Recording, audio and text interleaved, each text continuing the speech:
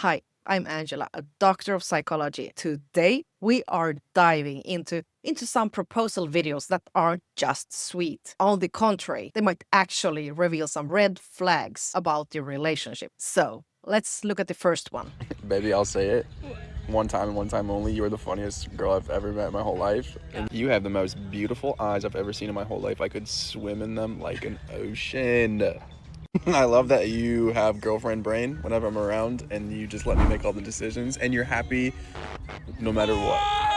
Did you just hear that? In his proposal, he just mentioned that he loves her having her girlfriend brain on whenever he's around and lets him make all the decisions. Now, let's pause for a second because this is a big one. On the surface, this might sound playful, even affectionate, but what it really points to is a power imbalance. If one partner is expected to hand over all the decision making, where to live, what to eat, where to go, how to spend money, this can really very easily slide from cute to controlling. In psychology, we know that decision making is strongly linked to satisfaction and equality. When both partners share the power, the relationship thrives. But when one person consistently takes the lead and the other is praised for just going along, it can be a sign of dependency dynamics or even control tactics. And notice he's also layering on flattery, which is a classic technique. Overwhelm with praise while at the same time reinforce the idea that he is in charge. That's not love, that's conditioning. So my take, well, the sweet words are nice, but the bigger red flag here is all this talk about girlfriend brain. If love means giving up your voice and letting someone else decide everything, that's not romance, that's just imbalance. Here's the next video.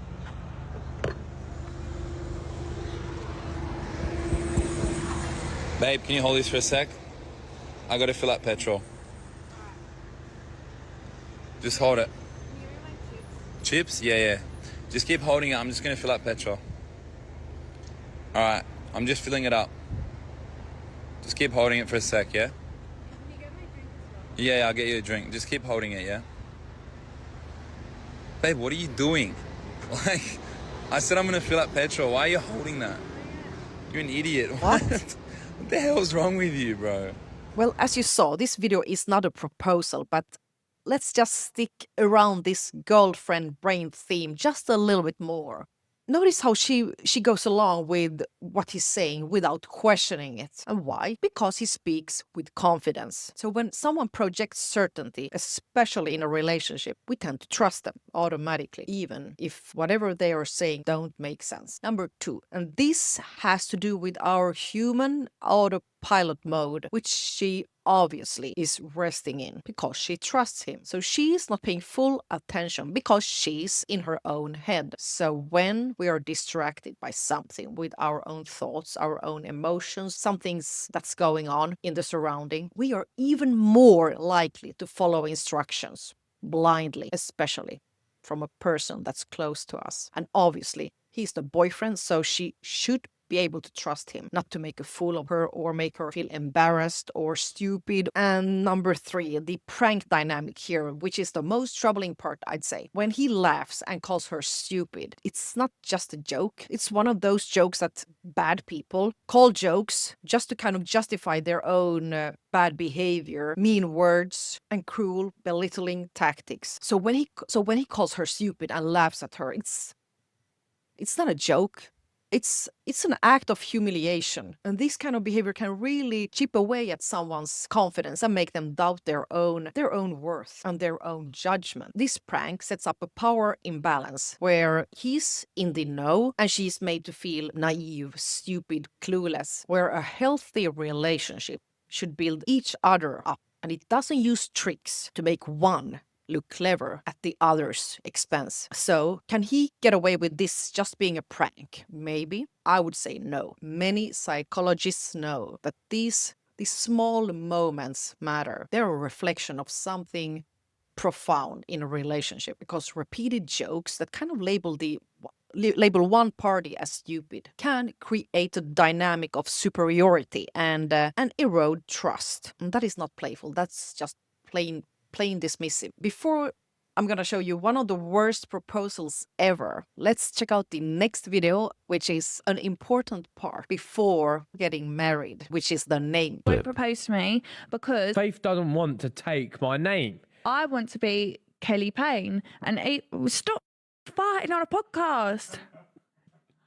It's so f***ing annoying. Continue. I just want to be a Kelly at this point.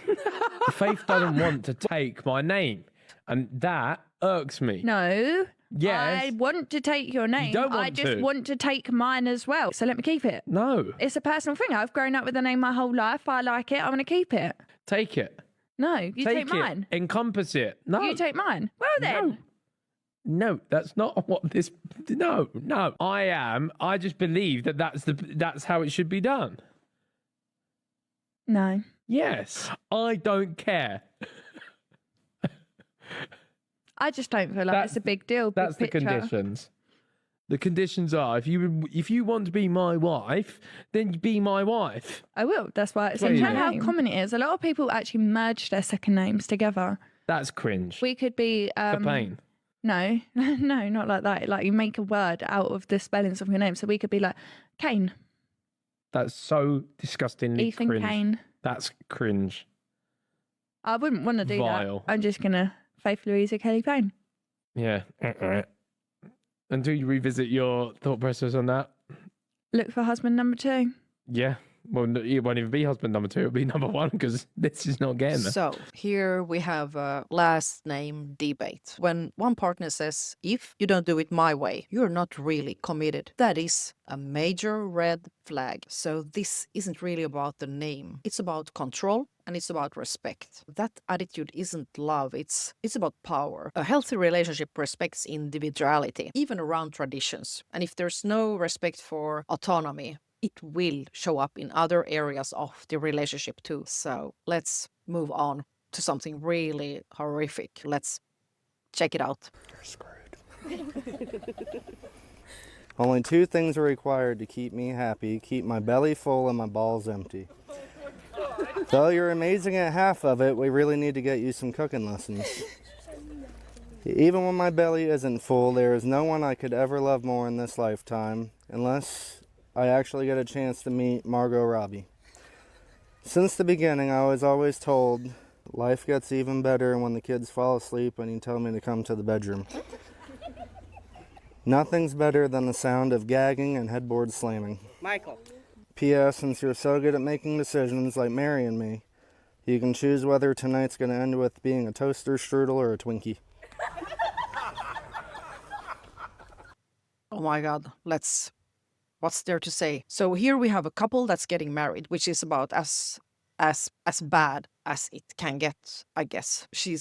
He's reducing his bride to someone who's there to meet his physical needs, food and sex, rather than valuing her as a partner, as a human being. This is so much objectification as it can be. And the second thing is, it's all this public humiliation disguised as humor. He makes jokes about her cooking skills and turns intimate references into some kind of public show, like public spectacle. And if that wouldn't be enough, the act in itself wouldn't be enough. He does all these things on their wedding day, during their wedding ceremony. So this guy is just a huge red flag. And one more thing, and it's that he's implying that her value as a person, as a partner is conditional. She's amazing at one thing, but he's putting her down in another area. So he's placing himself in a position of power by framing it as if she needs to earn his approval. So what is the psychological takeaway here? This isn't just a bad joke. It's a pattern of belittling and objectifying his partner in a moment that should be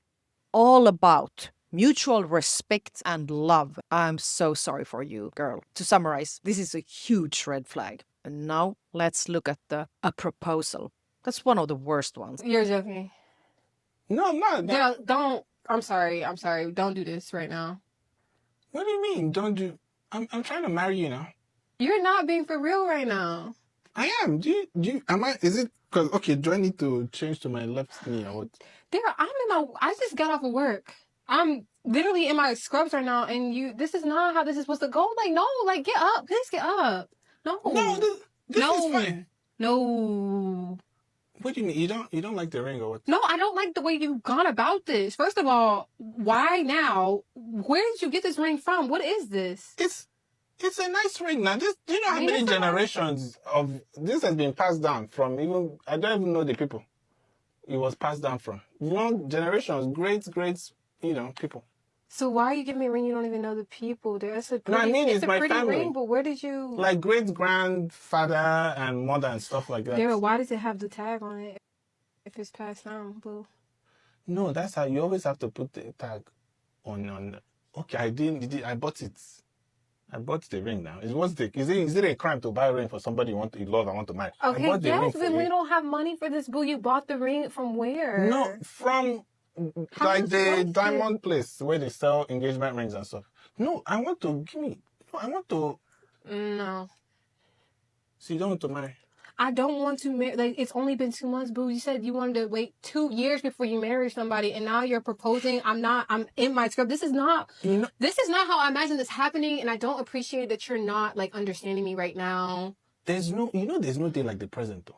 You could be waiting for 2 years now. What if I go out to do delivery now and I get sideswiped by a tractor Okay, first of all, trailer? don't speak like that in your life. You're manifesting bad stuff for us right now. I don't You're want to talk about- manifesting no I'm marriage for not. us by saying this. No, 'cause I'm telling you not right now. Like, this is dumb. Why? So- Come on, let's talk about this. 'Cause So let's break this down. What we are seeing here is a classic example of a proposal that's missing the mark in a few big ways. Number one, he's proposing at the moment that clearly doesn't feel special to her. As a person working within psychology, I'd say that proposal is about honoring the relationship, your spouse, your potential future together, and you can find out so much about their wishes and how they envision the proposal just by asking a few gentle questions, by listening, having a conversation, asking hypothetical questions. It's about knowing what makes them feel valued. And you should know all these things if you are gonna propose. Otherwise, it's not the right time yet. You need to get to know them better. And another thing that I'm sure that you notice, he's not being truthful about the ring. He's lying, claiming that it's a family heirloom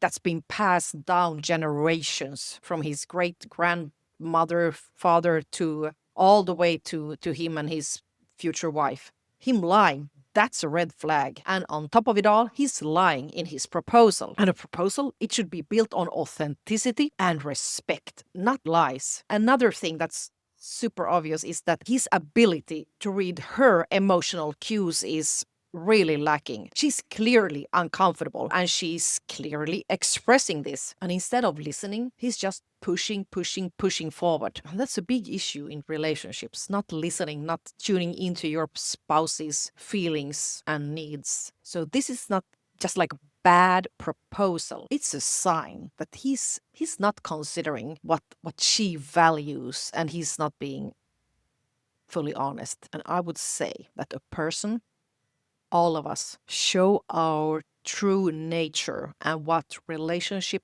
material we are, what qualities, what traits we bring into a potential relationship. In all these small things, we show our true character, true nature, whether we are thoughtful or not in a relationship.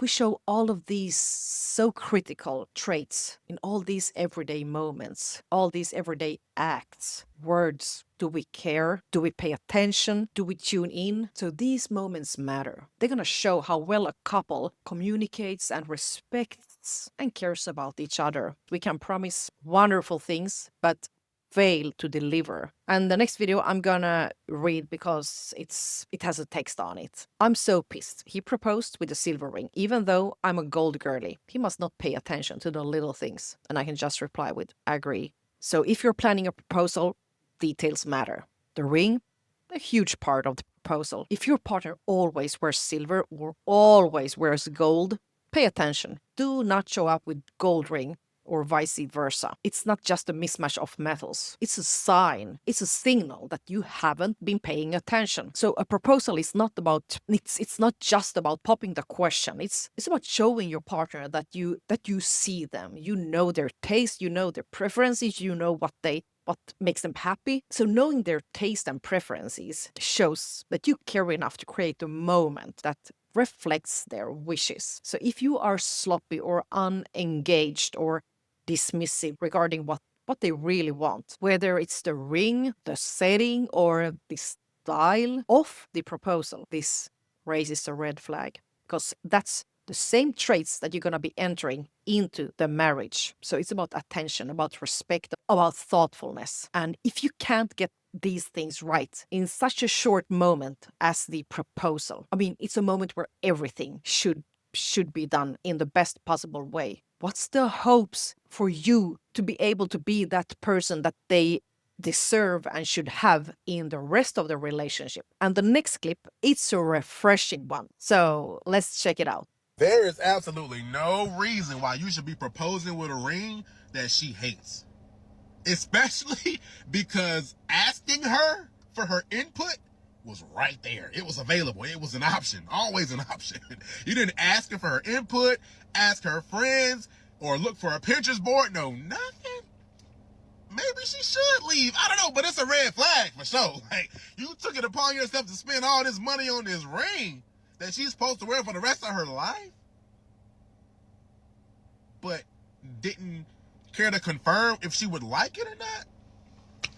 I don't know. Before I proposed to my old lady last year in November, many months of Sundays before that, we happened to go ring shopping. We were out shopping for like some clothes for my son or her goddaughter, and we passed by a jewelry store in like a strip mall or something. And I said, hey, let's go up in here right quick, look at some jewelry. I got her ring size, the metal she likes, the diamond shape she likes, and little other nuances about rings that she, you know what I'm saying, likes or prefers and doesn't like.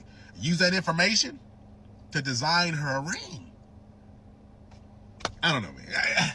I don't know. I'm not saying she should leave, but it's definitely a red flag. Yep, you should know what kind of ring she wants. You guys should know each other good enough to know what you all like, prefer, what tastes you have. This is a this is a green flag, obviously. This is the final clip that I'm gonna show and give my input on, and I love this one. So, here we go. I hope this upsets some people, but if you are a guy that is planning a proposal and you get to the proposal, you propose, and your girlfriend at the time does not have 100% amazing reaction to it, you proposed at the wrong time, proposed at the wrong place, that's a big fuck up on your part. He tried his best, and you shouldn't throw away an entire relationship for like a weak proposal. In the relationship, this is your one big chance to not only tell her, but tell the entire world, your entire social circle,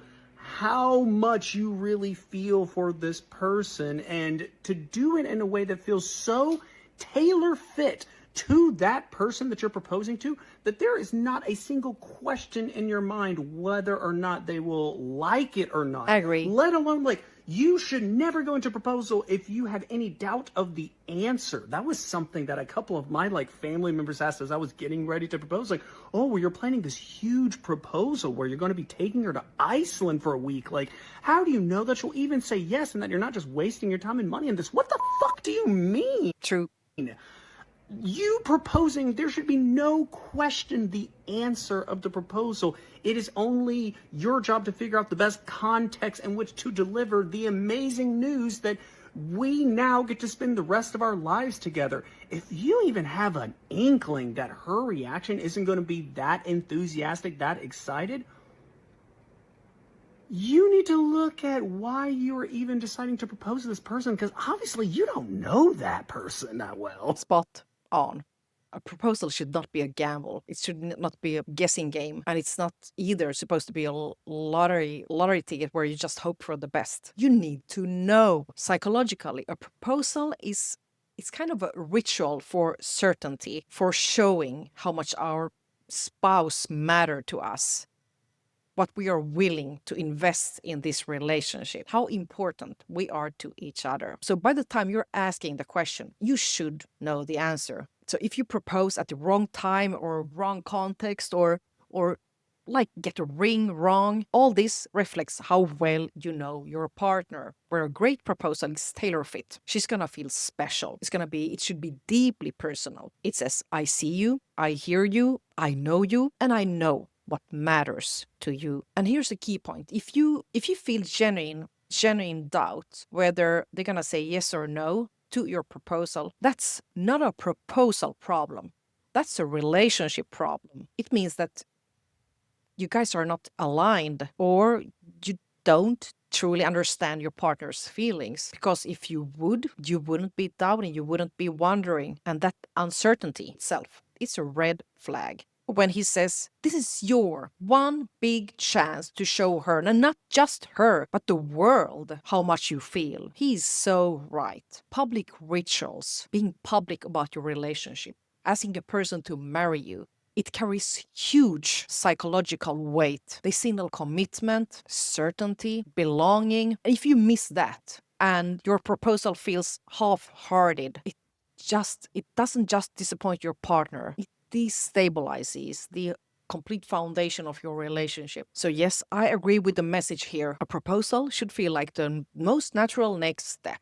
If it's right, there should be no hesitation, no guessing, no wondering, no what if she says no. And if you're even asking yourself that question, the real work, it's in the relationship, not in the proposal. So what do we take from all this? Well, red flags aren't always loud or obvious. The red flags lies in the silence, in the missed actions, in the words that were never said. But here, in these videos, in some of them, we've seen the red flags in the jokes, in traditions, or like in the so-called cute dynamics. But if someone consistently undermines you or don't know you, there is a problem in the relationship. You guys should know each other. You should know what kind of music your spouse likes. You should know what kind of ring your partner wants. You should know how your spouse wants to be celebrated on her or his birthday. And you can't get away with, I didn't know.